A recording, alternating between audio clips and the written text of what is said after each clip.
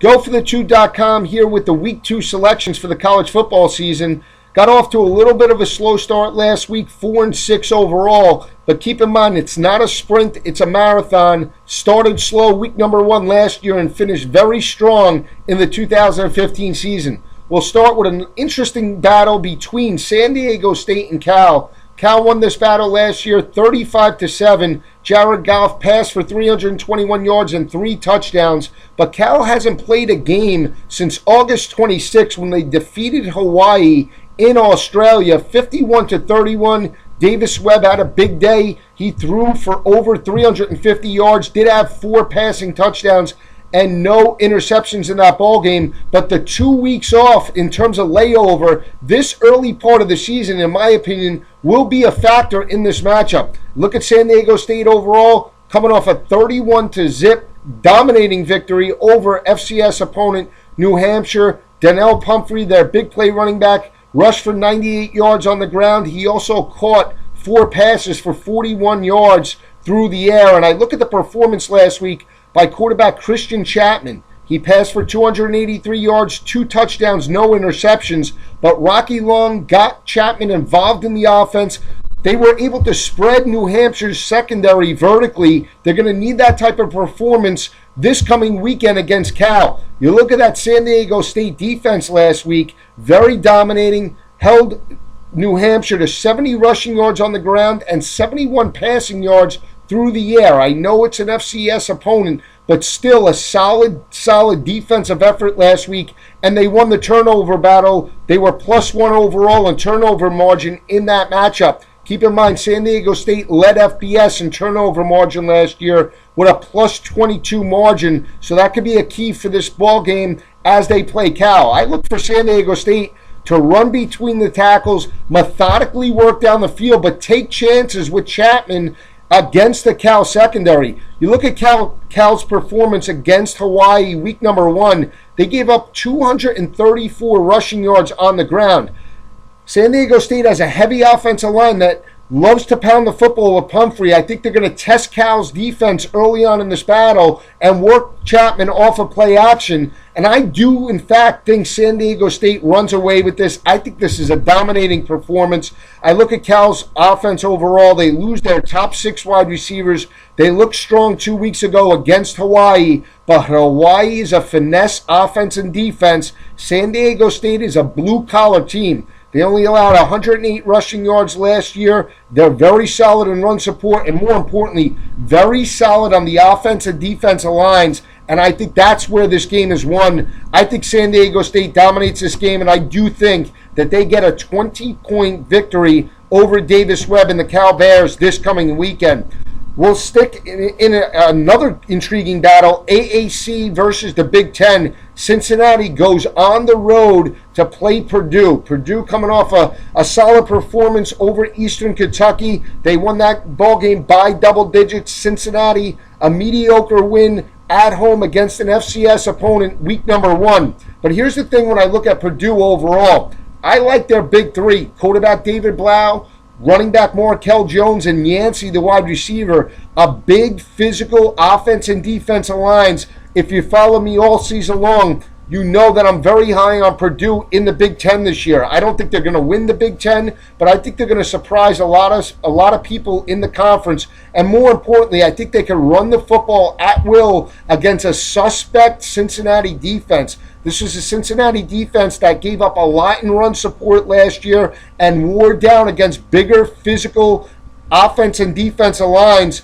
And I think Purdue does have the advantage in this ball game and can move the football on Cincinnati's defense and wear them down in the second half of this matchup. I think Purdue strikes the upset. I think this ball game is 28-21. Purdue gets the home victory, moves to 2-0 on the season. This could be a sleeper. I call for Purdue to be bowl eligible this year. I think they win it in the area of around 6 or 7 games, and that's a huge upgrade for a team that only won 2 games in the 2015 season. Vanderbilt coming off a disappointing 13-10 loss to South Carolina about 10 days ago. They were winning that ball game 10-0. They lost that ball game in the second half. They gave up 13 unanswered points. to Will Muschamp and the South Carolina Gamecocks. They're now at home facing Middle Tennessee State. I look for Ralph Rueb to have a big day against a suspect defensive line of Middle Tennessee State. Another finesse type of defense. I like the offensive line play by Vanderbilt in this game, and I think Vanderbilt gets a convincing home victory. They move to 1-1 on the year. I think they win this ball game by around 20 points over Middle Tennessee State. Vanderbilt dominates this matchup. Another intriguing battle is Boise State at home against Washington State. Washington State upset last week 45-42. They lost that game. I don't think a lot of people thought Wash State would drop that ball game, but keep in mind, Wash State lost their first game of the year to an FCS opponent in 2015 last year to Portland State. They rebounded very nicely in week number 2 as well against Rutgers and wound up winning 9 games in the 2015 season. So keep in mind, this is a strong team. Don't look at last week. When I look at mediocre performances week number 1, usually you have a turnaround in week number 2 if you have a solid team. If a team is not going to have a successful 2015 campaign, then the trend continues in week 2 on. But I don't think so with Washington State. I think they're a solid ball club in the Pac-12. I think they'll make noise with their quarterback, Luke Falk. And more importantly, they have a running game that if they get the lead, they can milk the clock where they couldn't in years past. I look at this team in Boise State as well. They weren't very good against big physical offensive defensive lines. Wash State is a blue-collar type of defense that I think could wear them down in this matchup. They're an underdog, and I like Luke Falk to pull out the upset, calling for the straight-up upset in Boise State Saturday night. It's a 10:30 start. Wash State and Mike Leach strike the upset. It'll be high-scoring, 47-35. Wash State gets the victory over Boise State. The Battle of Bristol, intriguing battle. Virginia Tech and Tennessee, 160,000 plus on hand for the world's largest crowd to ever watch a college football game. Tennessee coming off a mediocre performance last week against Appalachian State. They won that ball game 20-13. Offense did not look good. They only rushed for about 127 yards on the ground. Josh Dobbs passed for 192 yards through the air. But again, he was inconsistent in the passing game. 1 touchdown, 1 interception. Did not look good in terms of reading coverage. They're going to be going up against an athletic defense in Virginia Tech. But here's what I look at when I look at Tennessee in terms of last week. They allowed 184 rushing yards per game to Appalachian State. Virginia Tech has offensive weapons, especially at the running back position with Trayvon McMillan. This offensive line by Virginia Tech is athletic and can wear down Tennessee's defensive front. But more importantly, I look at the wide receivers and tight ends of Virginia Tech that could possibly spread out Tennessee and open up running lanes for Virginia Tech's quarterback, Gerard Evans, and their running back, McMillan. The X factor in the game, in my opinion, is Bucky Hodges. He's a tight end, possibly one of the most dynamic tight ends in the country, and head coach Justin Fuente loves to utilize different types of formations and mismatches to get his playmakers on nickelbacks and linebackers. Bucky Hodges goes around 6'6". He's around 242 pounds. He can run like a wide receiver. He had 3 receptions for 42 yards and 2 touchdowns last week in the victory over Liberty. Isaiah Ford and Cam Phillips, underrated wide receivers. But with that trio, I think Justin Fuente spreads out Tennessee, and I think Virginia Tech is in this game from start to finish. Gerard Evans is a big quarterback. He's around 6'5", 242 pounds. The kid can move outside the pocket as well. And really, Virginia Tech should be loosened for this game because all the pressure falls on Tennessee in this matchup. It's in the state of Tennessee. There'll be 160,000 fans expecting Tennessee to just dominate this game after their lackluster performance over App State. I don't see it. I think Virginia Tech is in this game from start to finish. And more importantly, I think they're in a position to pull off the upset late in this game. However, I do think Tennessee gets a 3-point victory, 33-30 over Va Tech Saturday night.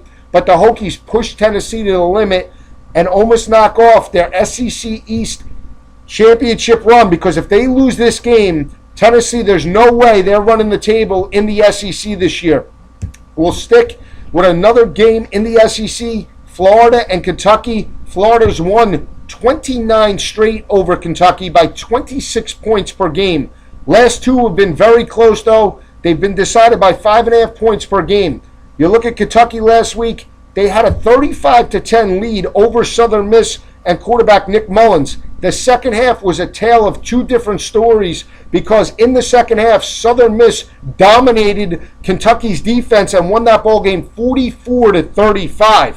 You look at this matchup on the road in the Swamp, they're going up against a big physical defensive front in Florida on the defensive side of the ball with guys like Brian Cox Jr., Brantley, and cornerback Jalen Tabor comes back for this ball game.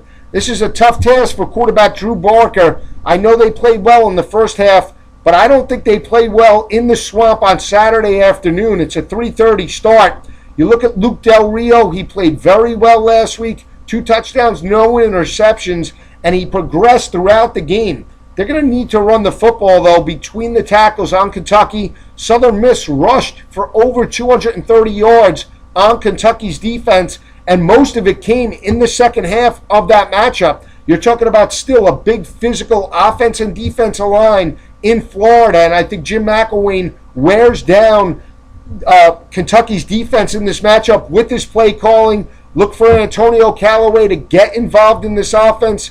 He broke out. He had 8 receptions last week. I think this is a dominating effort by Florida at home. I think they win this game by 27 points, calling for a dominating Gators victory. Call it 37-10 over Kentucky. A lot of pressure on Mark Stoops and this team to respond. I think Florida is clearly the better team, and this is a team I called to win the SEC East last year. Another intriguing battle, it's the Holy War, BYU and Utah. BYU with a solid 18-16 victory over Arizona. They really forced the tempo in that matchup. They kept the new Solomon and their offense in check for most of the way. They were very solid on the offensive defensive lines, and quarterback Taysom Hill played very, very well. You're talking about a rematch of last year's Las Vegas Bowl where Utah jumped up to a 28-0 first quarter lead and held on for the 35-28 win in the Las Vegas Bowl against BYU. It's a rivalry game. Both teams dislike each other, but I like BYU's offense with Taysom Hill at the quarterback position. Tanner Magnum played in that ball game last year. He played inconsistent in the first half, led a valiant second half effort, but BYU's offense is multi-dimensional with Taysom Hill at the quarterback position and Jamal Williams back at the running back position. They have a two-headed beast that can pound the football at Utah's defensive front. I'm calling for the upset. I think this is a low-scoring game. I think both teams will have problems moving the football, but in the end, I do think BYU strikes a mild upset, 21-17 on the road in Salt Lake City. Taysom Hill and the BYU Cougars move to 2-0 on the year. We're just getting started. Follow me on SB Nation Radio, 10 to 12 p.m. every Saturday morning, SBNationRadio.com. Follow me. We have the best kickoff show every Saturday. We have former players come on from every university talking about their conference, talking about their schools. We're just getting started. Stay with me at GoForThe2.com.